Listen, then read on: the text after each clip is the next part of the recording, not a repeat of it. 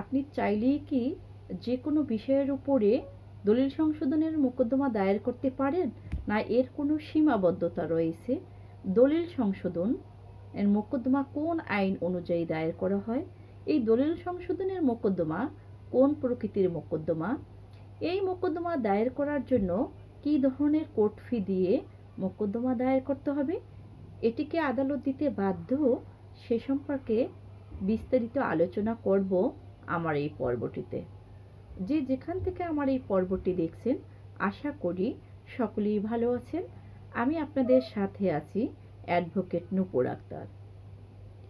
এই দলিল সংশোধন সম্পর্কে কোথায় উল্লেখ করা হয়েছে, সর্বপ্রথমে আমরা সেটাই জানব।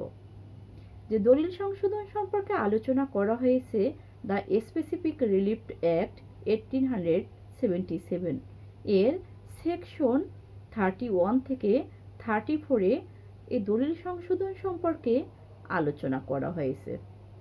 কয়টি ক্ষেত্রে বা কোন কোন বিষয়ে বা কি কি কারণে দলিল সংশোধনের মোকদ্দমা দায়ের করা যেতে পারে?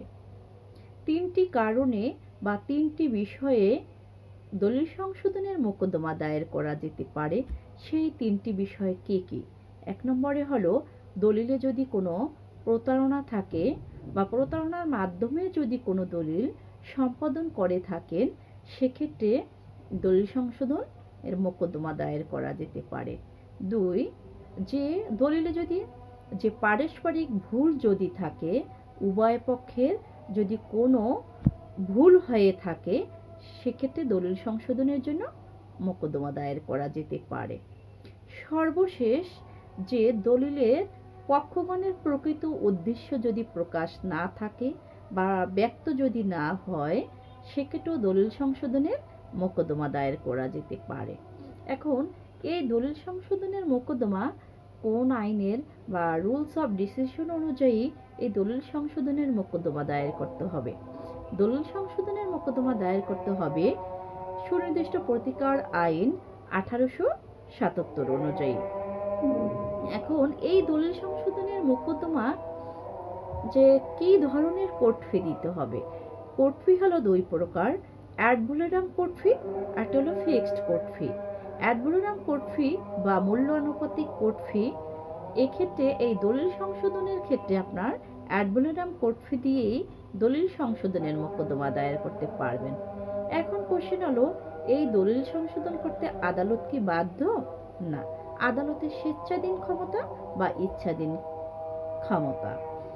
আদালতের কাছে যদি আপনার সকল ডকুমেন্ট যদি সাবমিট করতে পারেন, যুক্তিযুক্তভাবে যদি সকল পেপারস বা আপনার সাবমিশন রাখতে পারেন, পর্যালোচনা করে আদালত দলিল সংশোধন করতে পারেন। সেক্ষেত্রে আদালত দলিল সংশোধন করতে বাধ্য নয়, এটি আদালতের স্বেচ্ছাধীন ক্ষমতা। তা আমরা বুঝতে পেরেছি যে এক্ষেত্রে দলিল আমরা যে কোনো বিষয়ে আমরা দলিল সংশোধনের মোকদ্দমা দায়ের করতে পারবো না, এর ক্ষেত্রে সীমাবদ্ধতা রয়েছে। এই 3টি কারণেই কেবল আমরা দলিল সংশোধনের মোকদ্দমা দায়ের করতে পারি। আমার এই পর্বটি যদি ভালো লেগে থাকে, বিভিন্ন আইন রিলেটেড গ্রুপে শেয়ার করে দিবেন। যে কোনো সময় যে কোনো টপিক নিয়ে আপনাদের সামনে হাজির হব। আল্লাহ হাফেজ, আসসালামু আলাইকুম।